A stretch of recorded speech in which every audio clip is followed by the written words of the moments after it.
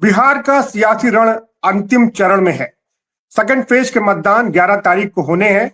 आज हम इसी पर बात करेंगे। नमस्कार, मैं हूं अमित शर्मा और हमारे साथ हैं वरिष्ठ पत्रकार सिद्धार्थ मिश्रा जी।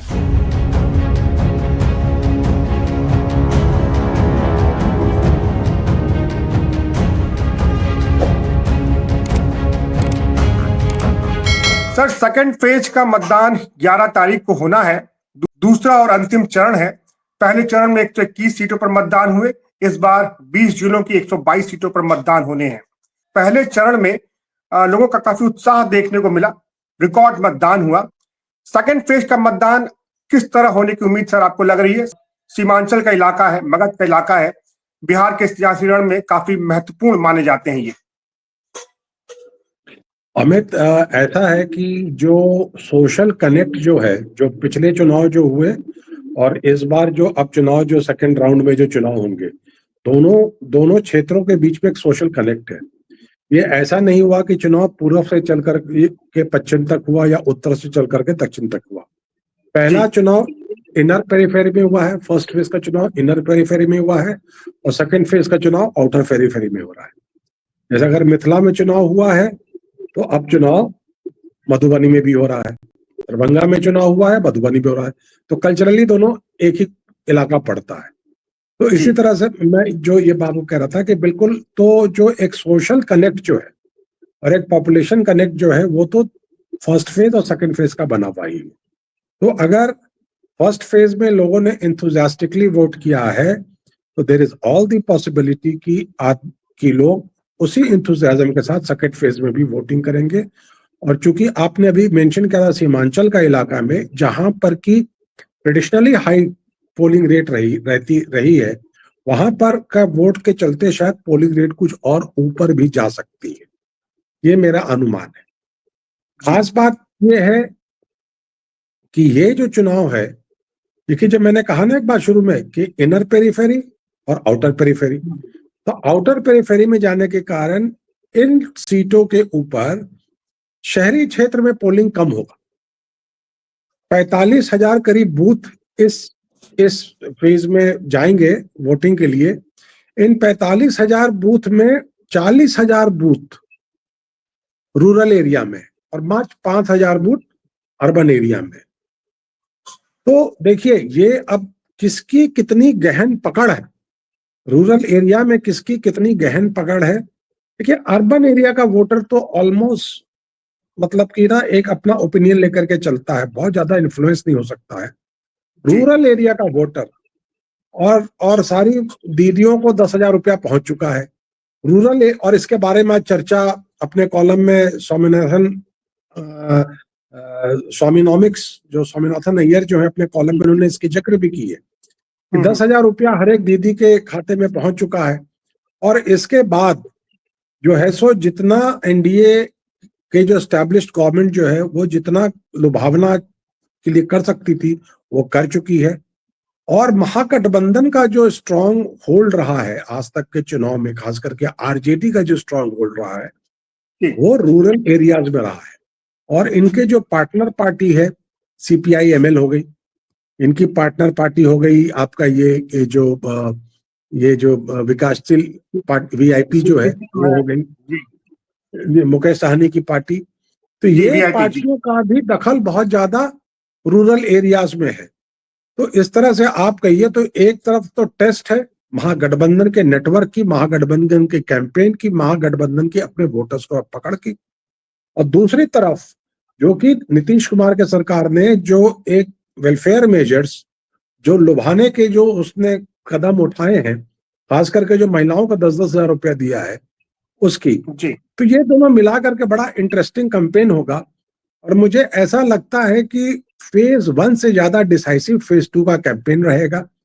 और इसीलिए इस कैंपेन में भी प्रधानमंत्री मोदी ने, गृह मंत्री अमित शाह ने, जेपी नड्डा ने, राजनाथ सिंह ने बीजेपी की तरफ से और कांग्रेस की तरफ से मतलब जो राष्ट्रीय पार्टियां हैं कांग्रेस की तरफ से राहुल गांधी, प्रियंका गांधी आदि ने बड़ा जम करके कैंपेन किया है, बहुत जम करके कैंपेन किया है। जी। एक बात और थोड़ा सा इस फेज में एक ये है कि जो पश्चिम का इलाका है, जो कि रोहतास का इलाका है, जो उत्तर प्रदेश से सटा हुआ इलाका है, वहां पर बसपा का भी थोड़ा बहुत दखल होता है बिकॉज ऑफ द जाटा पॉपुलेशन। तो बसपा का क्या रोल रहेगा? बसपा दोनों में से किसी के साथ नहीं है, अलग है, तो उसका क्या दखल रहेगा? एंड ऑफ कोर्स ओवरऑल जन स्वराज का। लेकिन जन स्वराज का मुझे ऐसा लगता है कि इस फेज में दखल थोड़ा कम होगा, क्योंकि जैसे मैंने पहले कहा कि इस फेज में ग्रामीण क्षेत्र ज्यादा है, तो जन स्वराज ग्रामीण जड़ों तक कितना पहुंच पाई है, ये देखने वाली बात है। जी सर, सेकंड फेज में सीमांचल का पूरा इलाका है, और सीमांचल में जैसे पिछली बार ओबीसी ने भी चुनाव लड़ा था, और इस बार भी ओबीसी की मजबूत दावेदारी है वहां पर। मुस्लिम वोटों में कोई बिखराव आप देख रहे हैं? क्योंकि अभी पिछले दिनों जिस तरह से बयान आए थे तेजस्वी यादव के, और ओबीसी ने फिर उन बयानों का विरोध भी किया था, तो क्या इसका कुछ प्रभाव आपको दिखाई पड़ेगा वोटिंग पर? क्योंकि ये इलाका आमतौर पर आरजेडी का माना जाता रहा है। तेजस्वी ये ओवैसी की पार्टी के चुनाव लड़ने से पिछले चुनाव में 2020 में बिखराव मुसलमान के वोटों में आया, और वे एक मेन कारण रही जिसके कारण की महागठबंधन गवर्नमेंट नहीं बना पाई। ये एक मूल कारण रहा, क्योंकि 4-5 सीट तो वो जीते और कई सीटों पे हरवाया इन्होंने जो है सो इनके कैंडिडेट्स को। लेकिन इन 5 सालों में वक्फ का मामला सामने आ गया, राम मंदिर का मामला, राम मंदिर बन गया, वक्फ का मामला सामने आ गया, बहुत सारी चीजें हो गई।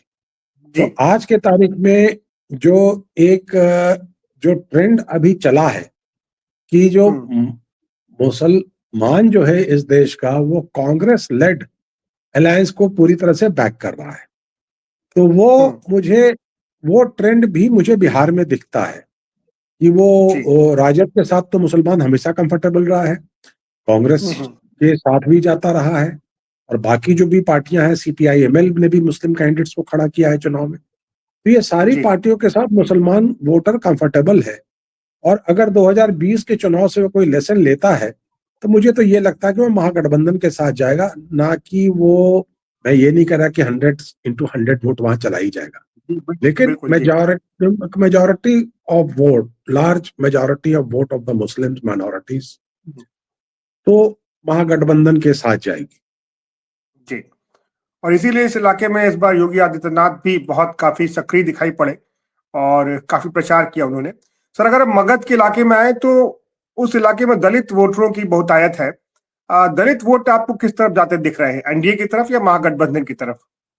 सीपीआईएमएल का रोल बहुत इंपॉर्टेंट होगा जी। ये सीपीआईएमएल के दखल वाला इलाका है, सीपीआईएमएल के पहचान वाला इलाका है, और सीपीआईएमएल नक्सल मूवमेंट के टाइम से यहाँ बहुत एक्टिव रही है, और यहाँ के जब तक ये जात विशेष पार्टियां नहीं उभरी थी इस इलाके में, खास करके ये जीतन राम मांझी की पार्टी, या जब तक नीतीश कुमार ने ईबीसी की पॉलिटिक्स लागू नहीं की थी, तब तक यहाँ पर तो एक छत्र राज रहा है सीपीआईएमएल का। वो थोड़ा इन्फ्लुएंस कम हुआ है, लेकिन पिछले चुनाव में भी सीपीआईएमएल का स्ट्राइक रेट करीब 60% था। तो मुझे तो लगता है कि सीपीआईएमएल तो अपने स्ट्राइक रेट को मेंटेन करेगी, इंप्रूव भी कर सकती है, ऐसा मेरा मानना है। और अगर वो इंप्रूव करती है तो अपने साथ जो अपने गठबंधन का दल है उसको भी खींचेगी कुछ ना कुछ।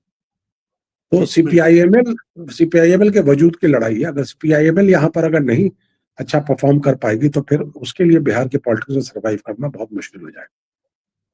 जी बिल्कुल, और यादव वोटर भी बहुतायत में यहाँ पे हैं, तो उसका फायदा आरजेडी को मिलता दिख सकता है जी। तो सर, अब चुनाव जो है बिहार के वो अंतिम चरण में ही है। 11 तारीख को मतदान होने हैं और 14 तारीख को नतीजे आ जाएंगे, तो बहुत जल्दी जो तमाम अनुमान है उन पे स्पष्ट नतीजे दिखाई पड़ेंगे। सर बहुत धन्यवाद आपका, आज आप इस चर्चा में शामिल हुए और ये तमाम महत्वपूर्ण जानकारी आपने दी हमें। हम आगे भी बिहार विधानसभा के सियासी रण पर बात करते रहेंगे। आज के लिए इतना ही, बहुत धन्यवाद सर, नमस्कार।